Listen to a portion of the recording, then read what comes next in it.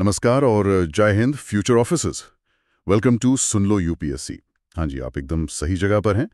आज तारीख है अक्टूबर 2 अक्टूबर 2025 वेडनेसडे और शाम के बज चुके हैं 6 और रोज की तरह हम लेकर आए हैं दिन भर की सबसे ज़रूरी खबरों का पूरा पोस्टमार्टम। कहाँ से? The Hindu, the Indian express, PIB और गवर्नमेंट वेबसाइट से छांट कर। यहाँ हम सिर्फ हेडलाइंस नहीं बताते भाई, हम खबर की तह तक जाते हैं। उसका कॉन्टेक्स्ट, संदर्भ, बैकग्राउंड, पृष्ठभूमि, इम्प्लीकेशंस, निहितार्थ, सब कुछ एकदम क्लियर फॉर्मेट में। हमारा मिशन सिंपल है, आपका एक भी इंपॉर्टेंट अपडेट मिस ना हो और यूपीएससी की तैयारी पटरी पर बनी रहे। और हाँ, आज की इस बातचीत के बाद रात को टेलीग्राम चैनल पर आपको रिवीजन पॉइंट्स में मिल जाएंगे। Done deal?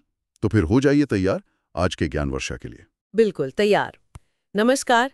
आज 2 अक्टूबर की खबरों को हम बारीकी से देखेंगे, समझेंगे कि ये घटनाएं क्यों हुई, इनके पीछे क्या है और सबसे जरूरी ये आपकी यूपीएससी एग्जाम के लिए क्यों और कैसे इंपॉर्टेंट है।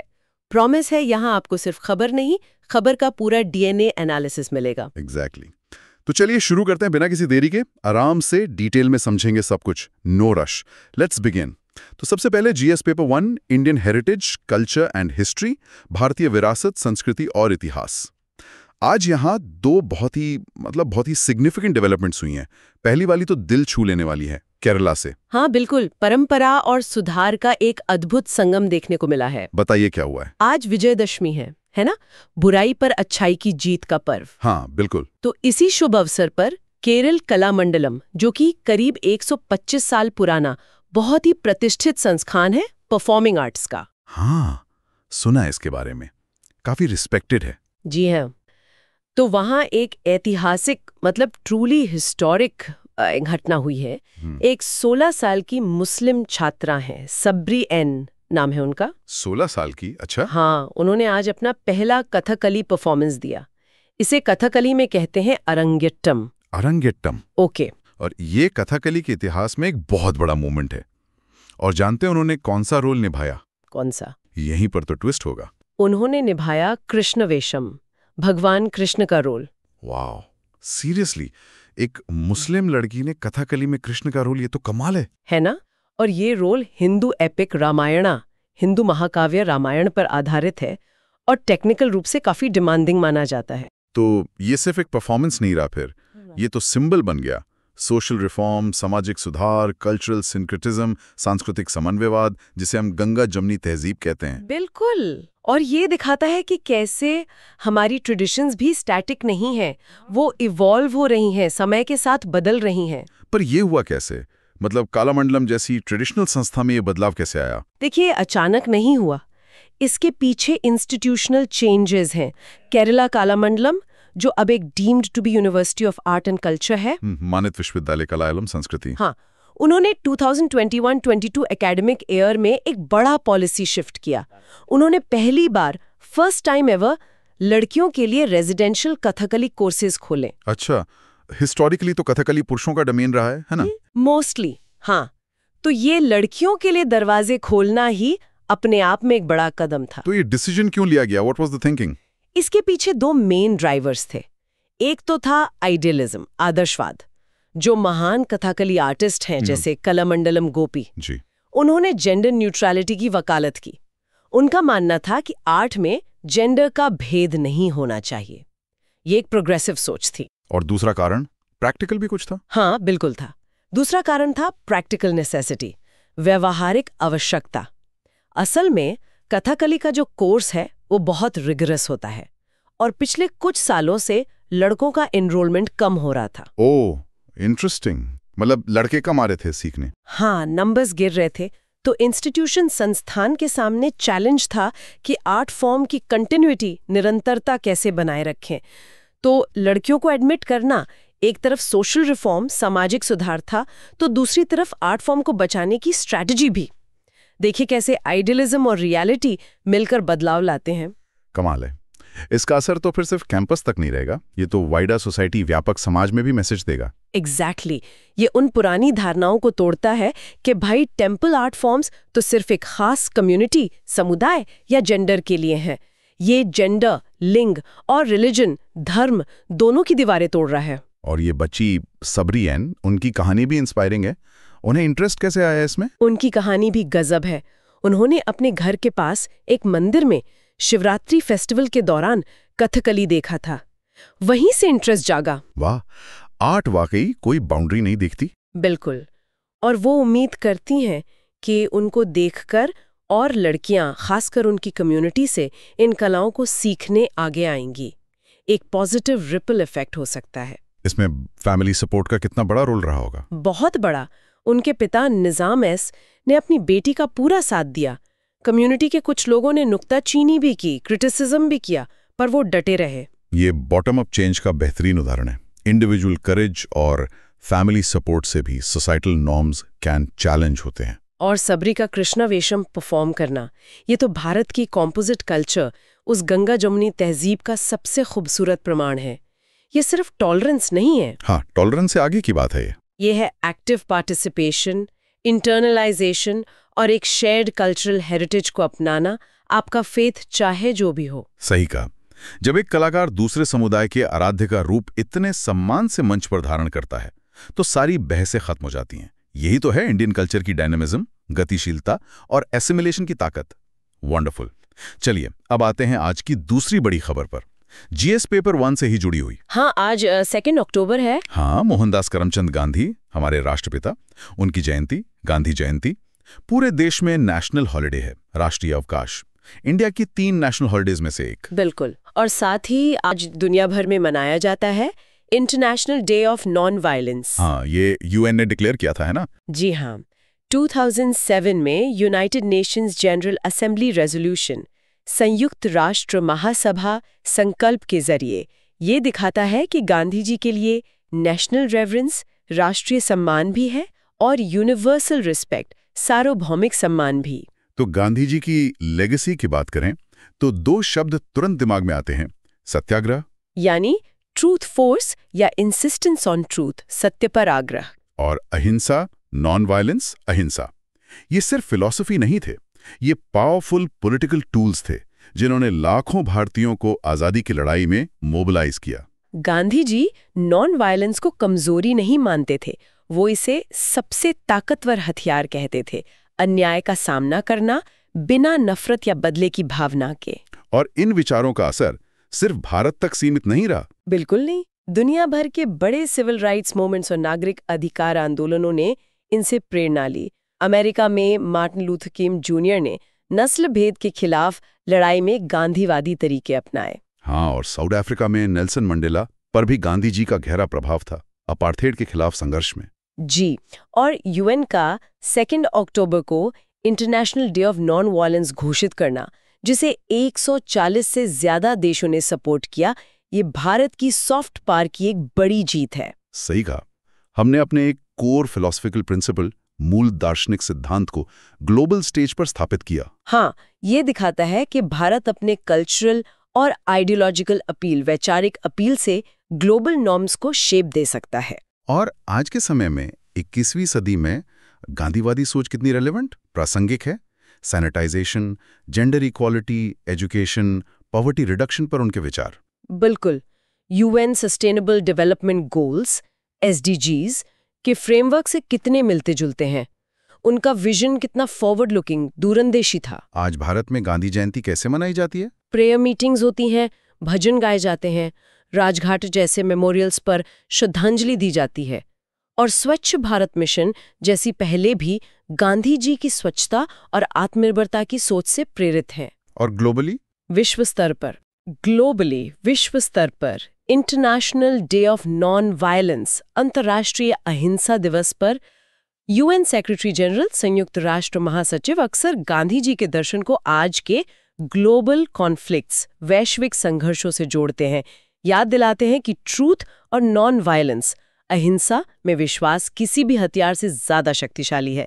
ये दिन पीस, शांति, ट्रूथ, सत्य और जस्टिस, न्याय की टाइमलेस रेलेवेंस, कालातीत प्रासंगिकता की याद दिलाता है। बिल्कुल सही।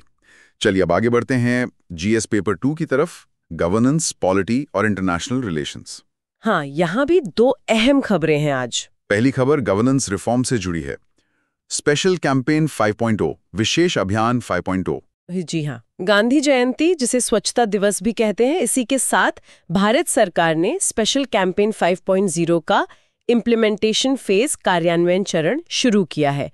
ये चलेगा 2 अक्टूबर से 31 अक्टूबर 2025 तक, पूरा 1 महीना। अच्छा, ये 5वां कैंपेन है मतलब? Yes. ये से लीड कौन कर रहा है? नोडल डिपार्टमेंट कौन सा है? इसे लीड कर रहा है department of administrative reforms and public grievances, DARPG।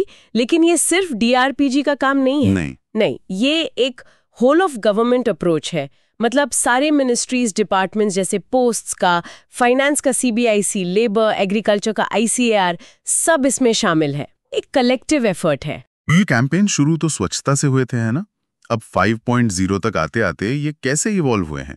क्या ये अब भी सिर्फ ऑफिस की सफाई के बारे में है? अच्छा सवाल है। शुरुआत बिल्कुल स्वच्छता से हुई थी, गांधी जी से प्रेरित होकर, पर अब इनका दायरा बहुत बढ़ गया है। ये सिर्फ फिजिकल टाइडीनेस से कहीं आगे निकल गए हैं। तो अब फोकस किस पर है?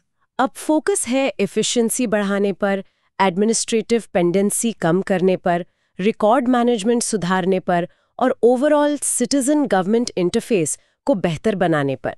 ये एक कॉम्प्रहेंसिव एडमिनिस्ट्रेटिव रिफॉर्म टूल बन गया है। इंटरेस्टिंग। तो क्या ये बड़े स्ट्रक्चरल चेंजेस की बात कर रहे हैं? नहीं, अप्रोच थोड़ा अलग है। ये बड़े डिसरप्टिव चेंजेस की बजाय छोटे बॉटम अप और कंटिन्यूअस इम्प्रूवमेंट पर फोकस करता है, जैसे जापान की काइजन फिलॉसफी होती है ना। हाँ, स्मॉल कंसिस्टेंट इम्प्रूवमेंट्स। बिल्कुल, रोजमर्रा के वर्क कल्चर को छोटे छोटे कंसिस्टेंट लगातार सुधारों से बदलना, ताकि लॉन्ग टर्म दीर्घकालिक में बड़े रिजल्ट्स मिले। मकसद है गुड गवर्नेंस प्रैक्टिसेस को इंस्टीट्यूशनलाइज करना। तो इस बार कैंपेन 5.0 में किन चीजों पर खास ध्यान दिया जा रहा है? की फोकस एरियाज क्या हैं? प्राइमरीली मुख्य रूप से 3 चीजें हैं। पहला, रिड्यूसिंग पेंडेंसी, लंबितता कम करना। इसमें पब्लिक ग्रीवेंसेस जो CPGRMS पोर्टल पर आती हैं, उनका टाइमली डिस्पोजल करना है। साथ ही MPs के रेफरेंसेस, इंटरमिनिस्ट्रियल कम्युनिकेशंस, पार्लियामेंट्री एश्योरेंसेस, जो भी मामले पेंडिंग हैं, उन्हें क्लियर करना है। मतलब बैकलॉग हटाओ। ओके, पेंडेंसी रिडक्शन, लंबितता में कमी। दूसरा है एफिशिएंट रिकॉर्ड मैनेजमेंट, कुशल रिकॉर्ड प्रबंधन। ये बहुत जरूरी है। पुरानी फिजिकल फाइल्स का सिस्टमैटिक रिव्यू, व्यवस्थित समीक्षा करके उन्हें नियमों के अनुसार वीड आउट करना, हटाना। इलेक्ट्रॉनिक रिकॉर्ड को भी ठीक से मैनेज करना। लक्ष्य है पेपरलेस या कम से कम लेस पेपर वाले एनवायरनमेंट, वातावरण की ओर बढ़ना। ठीक है। और तीसरा है ऑप्टिमाइजिंग गवर्नमेंट स्पेसेस, सरकारी स्थानों का अनुकूलन। इसमें इंटेंसिव क्लेanलीनेस ड्राइव्स, गहन स्वच्छता अभियान तो हैं ही, लेकिन उससे भी ज्यादा इम्पोर्टेंट, महत्वपूर्ण है स्क्रैप और ऑब्सोलीट आइटम्स, कबाड़ और अप्रचलित वस्तुएं, खासकर ई-वेस्ट, ई-कचरा, इनका डिस्पोजल करना। इससे न सिर्फ ऑफिस साफ होगा, बल्कि कीमती ऑफिस स्पेस, कार्यालय स्थान भी प्रोडक्टिव यूज के लिए खाली होगा। इन कैंपेन्स की एक बात बार बार कही जाती है, डेटा ड्रिवन अप्रोच, नंबर्स पर फोकस रहता है। तो क्या पिछले कैंपेन्स 1.0 से 4.0 से कुछ कॉन्क्रीट रिजल्ट्स मिले हैं? क्या ये सिर्फ बातें हैं या सच में कुछ हुआ है? नहीं, रिजल्ट्स, परिणाम बिल्कुल कॉन्क्रीट है और काफी इम्प्रेसिव भी। यही इस अप्रोच की खूबी है। एब्स्ट्रैक्ट गोल्स को मेजरेबल आउटकम्स में बदला जाता है। देखिए, 2021 से 2024 तक के cumulative achievements. Revenue generation, scrap बेचने से सरकार ने कुल 2364 करोड़ रुपीस कमाए हैं। Repeat, 2364 crore rupees. सोचिए, सिर्फ कबाड़ बेचकर। अकेले कैंपेन 4.0 से 650 करोड़ रुपीस से ज्यादा। रिपीट, ओवर 650 करोड़ रुपीस पिछले कैंपेन में। वाओ, 2364 करोड़, कमाल है। और स्पेस का क्या? स्पेस फ्रीड, खाली की गई जगह। सरकारी दफ्तरों में 643.8 lakh square feet office space खाली किया गया। Repeat, 643.8 lakh square feet. कितना क्लटर हटा होगा। मिनिस्ट्री ऑफ कोयला मंत्रालय ने अकेले कैंपेन 4.0 में 78.46 लाख स्क्वायर फीट खाली किया। Repeat 78.46 lakh square feet. गजब। और फाइलों का पहाड़ होता है सरकारी दफ्तरों में। फाइल्स वीडेड, हटाई गई फाइलें 131.4 लाख से ज्यादा फिजिकल फाइल्स, भौतिक फाइलें, रिव्यू और वीड आउट, समीक्षा और निपटान की गईं।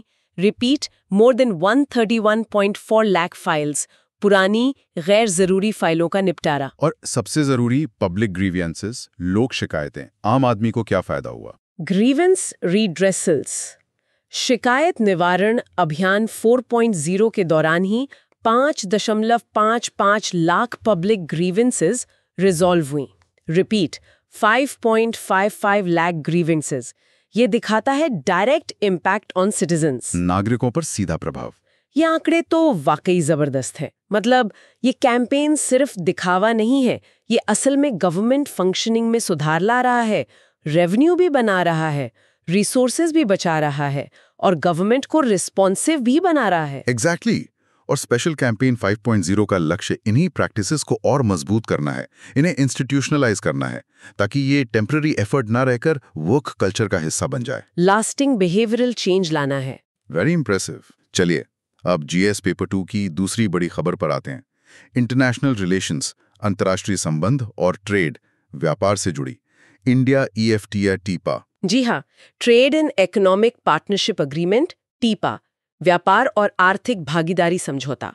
ये इंडिया और European free trade association EFTA के बीच हुआ है और अब ये लागू हो गया है, इम्प्लीमेंट हो गया है। EFTA, इसमें कौन से देश हैं? ये EU वाला ग्रुप नहीं है ना? नहीं, बिल्कुल नहीं। ये कंफ्यूजन दूर करना जरूरी है। EFTA यूरोपियन यूनियन से अलग है। इसमें 4 अमीर यूरोपियन देश हैं जो EU के सदस्य नहीं हैं: स्विट्जरलैंड, नॉर्वे, आइसलैंड और Liechtenstein. Repeat, Switzerland, Norway, Iceland, Liechtenstein. अच्छा, ये 4 देश। और इस टीपा को पायनियरिंग और मॉडर्न पैक्ट कहा जा रहा है, ऐसा क्यों? इसमें नया क्या है? इसमें जो सबसे रेवोल्यूशनरी चीज है, और ये इंडिया के किसी भी FTA मुक्त व्यापार समझौते में पहली बार हुआ है, वो ये है कि इसमें ट्रेड कंसेशंस को, मतलब जैसे इंपोर्ट ड्यूटी कम करने को, लीगली बाइंड किया गया है फर्म कमिटमेंट से। किन चीजों के वादे?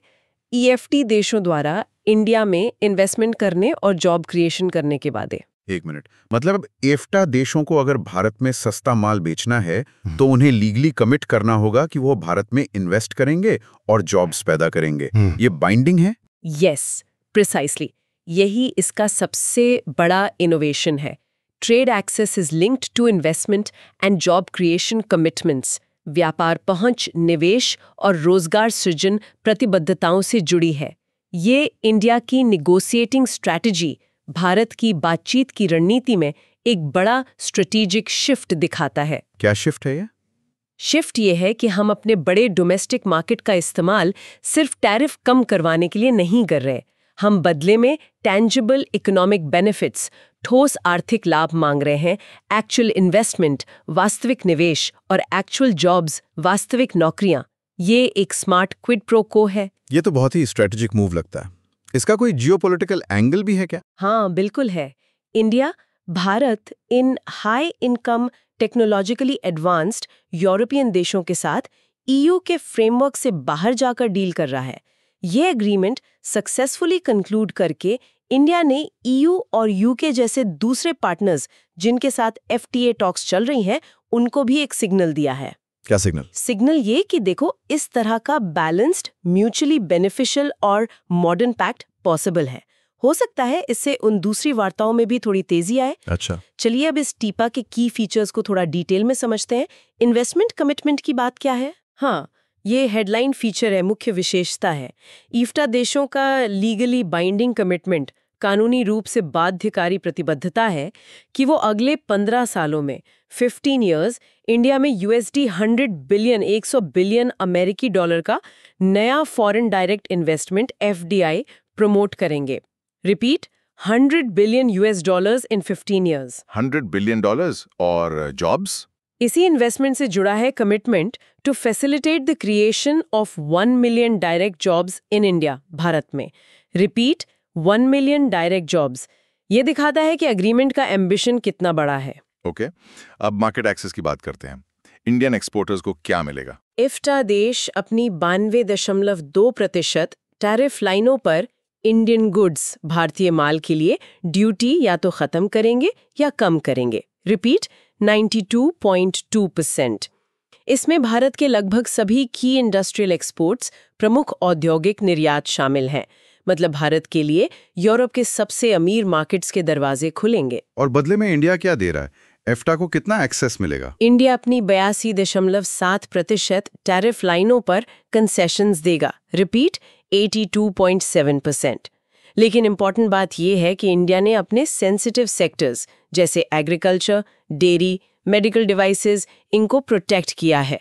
इन्हें या तो बाहर रखा गया है या सेंसिटिव लिस्ट में रखा है। अच्छा, और गोल्ड? वो तो एफ्टा का बड़ा एक्सपोर्ट है भारत को। हाँ, गोल्ड, सोना पर ड्यूटी में कोई बदलाव नहीं किया गया है। तो इंडिया ने अपने डिफेंसिव इंटरेस्ट्स का भी ध्यान रखा है। ये तो हुई गुड्स की बात। सर्विसेज और प्रोफेशनल्स के लिए क्या है? हाँ, ये सिर्फ गुड्स ट्रेड एग्रीमेंट नहीं है। सर्विसेज में भी इंडिया को 100 से ज्यादा सब सेक्टर्स में बेहतर एक्सेस मिलेगा, जैसे आईटी, बिजनेस सर्विसेज, एजुकेशन। और एक और अहम चीज है प्रोफेशनल्स की मोबिलिटी। वो कैसे? अग्रीमेंट में म्यूचुअल रिकग्निशन एग्रीमेंट्स, MRAs के लिए प्रोविजंस हैं। मतलब फ्यूचर में इंडियन प्रोफेशनल्स जैसे नर्सेज, चार्टर्ड अकाउंटेंट्स, आर्किटेक्ट्स के लिए EFTA देशों में काम करने की मान्यता मिलना आसान हो सकता है। ये तो बहुत बढ़िया है। और इंटेलेक्चुअल प्रॉपर्टी राइट्स, बौद्धिक संपदा अधिकार, ये हमेशा सेंसिटिव मुद्दा रहता है। हाँ, इसमें अग्रीमेंट्स में ट्रिप्स प्लस स्टैंडर्ड्स हैं इनोवेशन को प्रोटेक्ट करने के लिए, जो एफ्टा देश चाहते थे। लेकिन इंडिया ने भी क्रूशियल सेफगार्ड्स इंश्योर किए हैं, खासकर पेटेंट एवरग्रीनिंग के खिलाफ। एवरग्रीनिंग मतलब? एवरग्रीनिंग वो प्रैक्टिस है जहां कंपनियां दवाओं में छोटे-मोटे बदलाव करके उनके पेटेंट की अवधि बढ़ाती रहती हैं। इसे रोकने के सेफगार्ड्स हैं ताकि भारत की vital generic medicines industry protect रहे और सस्ती दवाएं मिलती रहें। तो एक बैलेंस बनाने की कोशिश की गई है। ओके, और कोई स्ट्रैटेजिक फोकस एरियाज हैं इसमें? हाँ, टेपा का लक्ष्य लाइफ साइंसेस, जीवन विज्ञान, क्लीन एनर्जी, स्वच्छ ऊर्जा, प्रिसिजन इंजीनियरिंग, परिशुद्धता इंजीनियरिंग, आर्टिफिशियल इंटेलिजेंस, AI, कृत्रिम बुद्धिमत्ता, फाइनेंशियल सर्विसेज, वित्तीय सेवाएं जैसे हाई वैल्यू सेक्टर्स, उच्च मूल्य वाले क्षेत्रों में कोलैबोरेशन बढ़ाना भी है। तो ओवरऑल कुल मिलाकर इंडियन इकोनॉमी के लिए इसका क्या मतलब निकलता है? बिग पिक्चर क्या है? बिग पिक्चर ये है कि इंडियन एक्सपोर्टर्स के लिए दुनिया के कुछ सबसे अमीर कंज्यूमर मार्केट्स खुलेंगे। डोमेस्टिक इकोनॉमी के लिए ये जो USD 100 बिलियन का इन्वेस्टमेंट कमिटमेंट है, ये मेक इन इंडिया और आत्मनिर्भर भारत को बड़ा बूस्ट देगा। टेक्नोलॉजी ट्रांसफर, स्किल डेवलपमेंट और ग्लोबल वैल्यू चेन्स में इंटीग्रेशन को बढ़ावा मिलेगा। और ये टीपा एक स्टेबल, प्रिडिक्टेबल और रूल्स बेस्ड फ्रेमवर्क बनाकर इन्वेस्टर कॉन्फिडेंस बढ़ाएगा। Potentially a game changer. Indeed, sounds very promising. चलिए अब रुक करते हैं GS पेपर 3 का इकोनॉमी और इंटरनल सिक्योरिटी। हाँ, यहाँ भी दो बहुत जरूरी अपडेट्स हैं। पहली RBI की पॉलिसी रिफॉर्म से जुड़ी है। क्या किया है RBI ने? Reserve bank of India RBI ने दो महत्वपूर्ण पॉलिसी रिफॉर्म्स अनाउंस किए हैं। पहला, बैंकों को अब मर्जर्स एंड एक्विजिशंस M&As को फाइनेंस करने की इजाजत दे दी है। M&A financing, okay. और दूसरा, बैंकों को पड़ोसी देशों के रेजिडेंट्स, निवासियों को रूपी डिनोमिनेटेड लोन्स, मतलब इंडियन रुपीस में लोन्स देने की अनुमति दी है। अच्छा, ये दोनों एक साथ, क्या कनेक्शन है इनमें? ऐसा लगता है कि ये एक सोची समझी स्ट्रैटेजी का हिस्सा है। एक तरफ M&A फाइनेंसिंग आसान करके डोमेस्टिक कॉर्पोरेट सेक्टर को मजबूत करना है, दूसरी तरफ रूपी लोन्स के जरिए इंडिया का रीजनल इकोनॉमिक इन्फ्लुएंस बढ़ाना है। मतलब घर में भी ताकत बढ़ाओ और पड़ोस में भी प्रभाव बढ़ाओ। तो क्या हम ये कह सकते हैं कि RBI का रोल अब सिर्फ एक डोमेस्टिक रेगुलेटर का नहीं रहा, बल्कि वो नेशनल इकोनॉमिक ग्रोथ, राष्ट्रीय आर्थिक विकास और एक्सटर्नल जियो इकोनॉमिक ऑब्जेक्टिव्स, बाहरी भू आर्थिक उद्देश्यों का स्ट्रेटेजिक इनेबलर, रणनीतिक प्रवर्तक भी बन रहा है? ये एक अच्छा ऑब्जर्वेशन है। ये रिफॉर्म्स दिखाते हैं कि RBI अब ज्यादा प्रोएक्टिव रोल ले रहा है, सिर्फ नियम बनाने वाला नहीं, बल्कि नेशनल प्रायोरिटीज को हासिल करने में मदद करने वाला भी। ये इंडियन इकोनॉमी, भारतीय अर्थव्यवस्था की मैच्योरिटी, परिपक्वता और शायद सेंट्रल बैंक के बढ़ते कॉन्फिडेंस, आत्मविश्वास को भी दर्शाता है। चलिए पहले M&A फाइनेंसिंग वाली बात समझते हैं। पहले क्या दिक्कत थी और अब क्या बदला? पहले बैंकों पर कुछ रिस्ट्रिक्शंस, प्रतिबंध थे कि वो सीधे तौर पर कॉरपोरेट टेकओवर्स के लिए शेयर्स की खरीद को फाइनेंस वित्त पोषित नहीं कर सकते थे। आरबीआई ने उन रिस्ट्रिक्शंस को अब हटा दिया है या काफी रिलैक्स कर दिया है। अब बैंक M&A डील्स के लिए फाइनेंसिंग दे सकते हैं, अलबत्ता कुछ शर्तों के साथ। इसका फायदा क्या होगा? इकोनॉमिक रैशनल क्या है इसके पीछे? फायदा ये है कि इससे कॉरपोरेट कंसोलिडेशन, कॉरपोरेट समेकन आसान होगा। कंपनियां मर्ज या एक्वायर करेंगी तो उनका स्केल बढ़ेगा, ऑपरेशनल एफिशिएंसीज बढ़ेंगी और वो ग्लोबल स्टेज पर ज्यादा कंपेटिटिव प्रतिस्पर्धी बन पाएंगी। कैपिटल आसानी से मिलेगी तो M&A एक्टिविटी बढ़ सकती है, जिससे इकोनॉमी में डायनेमिज्म आएगी। ओके, अब आते हैं दूसरी पॉलिसी पर, पड़ोसियों को रुपए लोन्स देना। इसका क्या सिग्निफिकेंस है? ये बहुत ही स्ट्रेटेजिक कदम है। Internationalisation of the Indian rupee, भारतीय रुपए का अंतर्राष्ट्रीयकरण। Repeat, internationalisation of the Indian rupee. रुपए का अंतर्राष्ट्रीयकरण मतलब ये कि इंडियन बैंक्स, भारतीय बैंक, जिनमें उनकी ओवरसीज ब्रांचेस भी शामिल हैं, अब नेपाल, भूटान, श्रीलंका जैसे पड़ोसी देशों के रेजिडेंट्स को इंडियन रुपीज INR, भारतीय रुपए में लोन्स दे सकते हैं। इसका फायदा क्या है? क्यों करना है रुपी को इंटरनेशनलाइज? देखिए, अगर हमारे पड़ोसी देश हमसे रुपीज में लेन देन करेंगे, रुपीज में बोरो करेंगे, तो उनकी निर्भरता US$ या दूसरी फॉरेन करेंसीज पर कम होगी।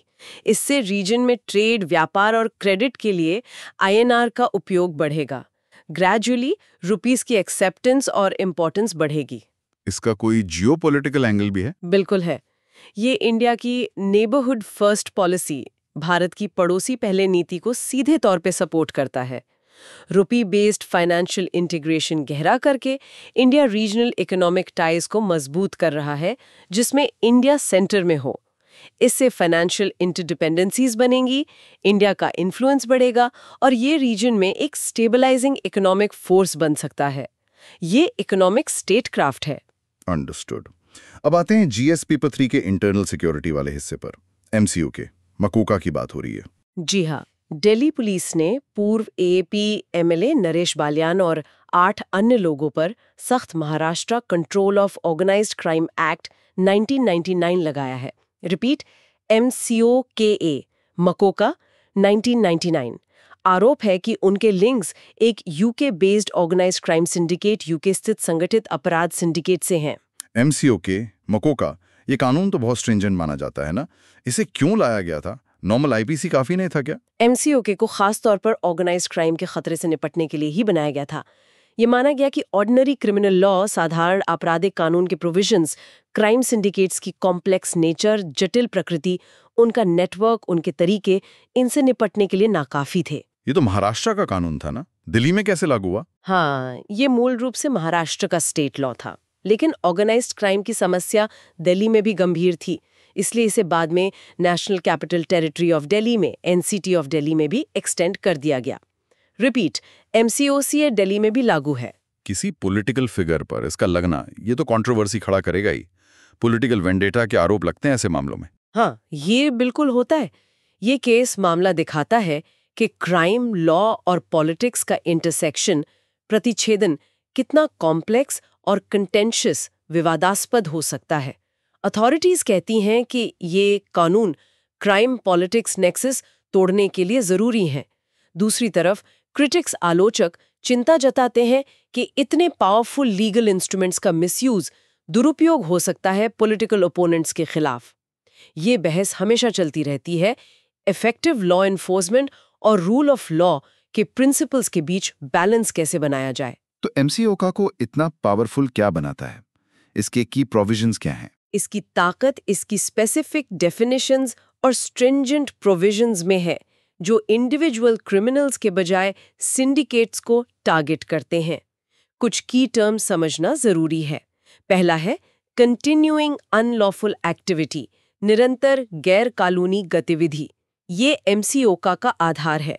इसका मतलब है ऐसा कॉग्निजेबल ऑफेंस, संज्ञेय अपराध, जिसमें 3 साल या उससे ज्यादा की सजा हो सकती हो और जिसके लिए उस व्यक्ति के खिलाफ पिछले 10 सालों में एक से ज्यादा चार्जशीट कॉम्पिटेंट कोर्ट सक्षम न्यायालय में फाइल हुई हों। ये हाई थ्रेशोल्ड इंश्योर करता है कि कानून हैबिचुअल हार्डेंड क्रिमिनल्स और उनके सिंडिकेट्स के खिलाफ ही इस्तेमाल हो। Repeat the term, continuing unlawful activity. Okay, दूसरा टर्म।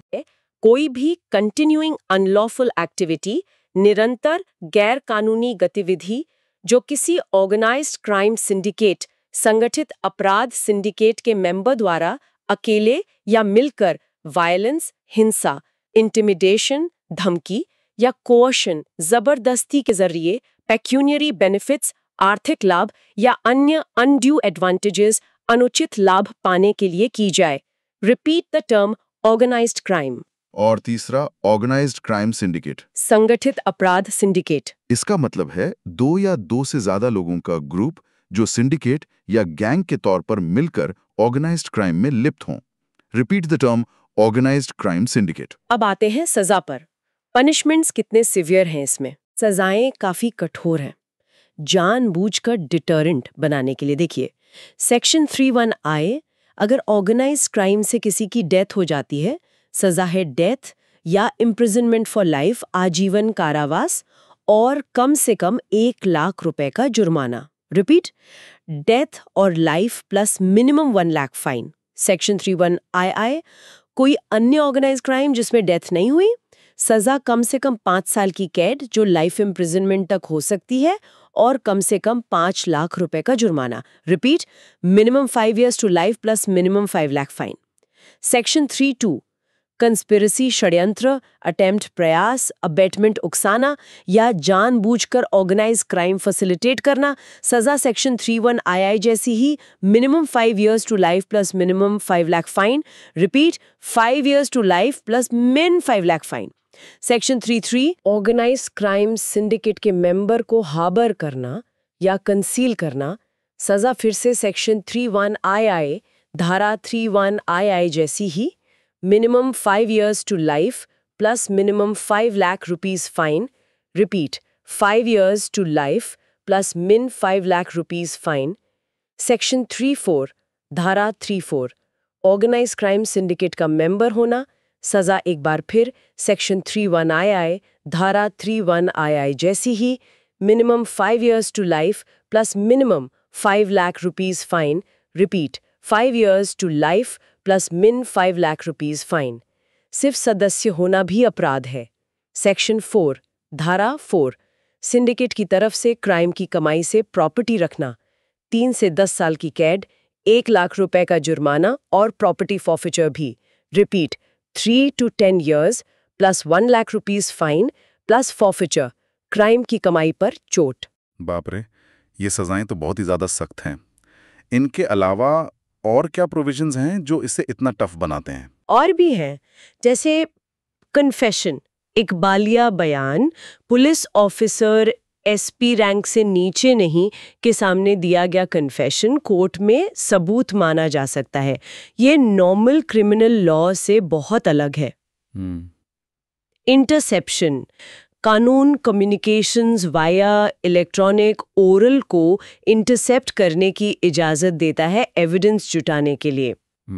बेल कंडीशंस, MCOK में बेल मिलना बहुत मुश्किल है, शर्तें बहुत सख्त हैं। स्पेशल कोर्ट्स, एक्ट में स्पेशल कोर्ट्स बनाने का प्रावधान है ताकि MCO केसेस का ट्रायल जल्दी हो सके। और इस वाले केस में एक नई चीज भी हो रही है। जो UK बेस्ड गैंग लीडर है, उसके खिलाफ नए भारतीय नागरिक सुरक्षा संहिता BNSS के तहत ट्रायल इन एब्सेंस या अनुपस्थिति में मुकदमा शुरू करने की बात है। मतलब आरोपी की गैर मौजूदगी में भी ट्रायल चल सकता है। अंडरस्टूड। तो ये था MCOK का पूरा लेखा जोखा। चलिए अब जल्दी से कुछ प्रीलिम्स फैक्टॉइड्स देख लेते हैं। Quick facts for the exam. हाँ बिल्कुल, फटाफट पॉइंट्स टू रिमेंबर, याद रखने योग्य बिंदु। पहला, इंडियन कैलेंडर सिस्टम्स, भारतीय कैलेंडर प्रणाली। हिंदू कैलेंडर कैसा है? ल्यूनी सोलार कैलेंडर, चंद्र सौर पंचांग, मतलब चांद और सूरज दोनों पर आधारित। इसीलिए त्योहारों की डेट्स ग्रेगोरियन सोलार कैलेंडर के मुकाबले बदलती हैं। एडजस्ट करने के लिए क्या होता है? लगभग हर 3 साल में एक एक्स्ट्रा मंथ जोड़ा जाता है, अधिक मास। अधिक मास की टर्म्स ल्यूनिसोलार अधिक मास। नेक्स्ट, दशहरा विजयादशमी किसका प्रतीक है? बुराई पर अच्छाई की जीत, राम की रावण पर जीत, दुर्गा की महिषासुर पर विजय। Core theme victory of good over evil. Kerala Kalamandalam. Key facts कब बना? 125 साल पहले। कहाँ है? केरला में। स्टेटस क्या है? Deemed to be university for art and culture. किसके लिए? Classical Indian performing arts. Repeat, 125 years, Kerala, deemed university, classical arts. EFTA nations कौन से 4 देश? Switzerland, Norway, Iceland and Liechtenstein. Repeat, Switzerland, Norway, Iceland, Liechtenstein. Important, ये EU का हिस्सा नहीं है। MCOKA एप्लीकेबिलिटी कहाँ लागू है महाराष्ट्र के अलावा? National capital territory of Delhi, NCT of Delhi, राष्ट्रीय राजधानी क्षेत्र Delhi. Repeat, applicable in Delhi. सेवा पखवाड़ा ये क्या था? एक पखवाड़ा 15 दिन का कार्यक्रम, यूजुअली आमतौर पर सितंबर 17 से अक्टूबर 2 तक। कौन ऑर्गेनाइज करता है? Ministry of youth affairs and sports, युवा मामले और खेल मंत्रालय। Focus service, fitness, civic responsibility, नागरिक जिम्मेदारी। किससे जुड़ा है? विकसित भारत एट 2047 विजन से। Got it. चलिए अब आज की डिस्कशन पे बेस्ड कुछ मेंस प्रैक्टिस क्वेश्चंस। हाँ, अब जरा सोचने का समय है। ये सवाल आपको कॉन्सेप्ट्स, अवधारणाओं को अप्लाई करने में मदद करेंगे। 1. GS paper 1। केरल कला मंडलम में हाल ही में एक मुस्लिम कलाकार का मुख्य भूमिका में पदार्पण कोई अकेली घटना नहीं है, बल्कि यह भारतीय संस्कृति की अंतर्निहित गतिशीलता और आत्मसात करने वाली प्रकृति का प्रतिबिंब है। समालोचनात्मक विश्लेषण करें, critically analyse. 2. GS paper 2। Bharat FTA TPA अपने बाध्यकारी निवेश और रोजगार सृजन खंडों के साथ मुक्त व्यापार समझौतों के प्रति भारत के दृष्टिकोण में एक रणनीतिक बदलाव का प्रतिनिधित्व करता है। भारत की आर्थिक कूटनीति के लिए इस नए मॉडल के निहितार्थों पर चर्चा करें।